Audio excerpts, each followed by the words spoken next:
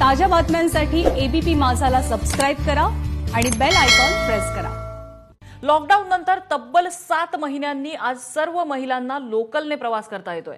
सकाळी 11 ते दुपारी 3 वाजेपर्यंत आणि संध्याकाळी 7 वाजल्यापासून अखेरच्या लोकलपर्यंत महिलांना लोकल प्रवासाची परवानगी देण्यात आली आहे। 7 महिन्यांनंतर लोकलने प्रवास करता येत असल्यामुळे महिलांनी सुद्धा आनंद व्यक्त केलेला आहे।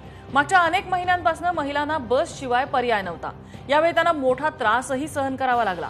मात्र आजपासून लोकल सुरू झाल्यामुळे महिला वर्गात मोठा आनंद व्यक्त केला जातोय।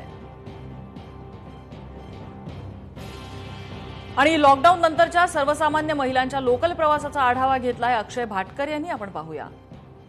गेले अनेक महिने त्या एसटीने बसने प्रवास करत होते आणि त्यांना अतिशय हालाकीच्या परिस्थितीमध्ये प्रवास करावा लागत होता। आता मात्र त्यांना लोकलने प्रवास करता येणार आहे। एक्सक्यूज मी, किती महिन्यानंतर प्रवास करताय? After 7 months. कुठून कुठे पास काढलेला आहे आणि याच्या आधी तुम्ही कसे प्रवास करत होतात? बसने लिटरली 3 तास लागायचे। बाकी आता हॅपी। चांगला निर्णय आहे शासनाचा, काय वाटतं? हा ऑब्विसली चांगलाच निर्णय आहे। लेडीजसाठी तर चांगला निर्णय आहे।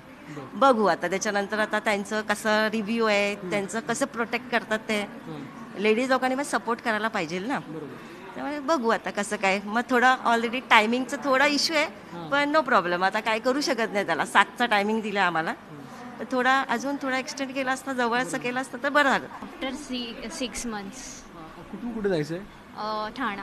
अच्छा, लोकलने प्रवास करायला मिळतोय, आनंद आहे? हो खूप, म्हणजे इतक्या दिवसानंतर भेटतंय तर ऑब्व्हियसली आनंद। मार्च नंतर लास्ट मार्चमध्ये केलेलं, आता डायरेक्ट ट्रेनने पहिल्यांदा प्रवास करतोय। असं खूप छान वाटतंय।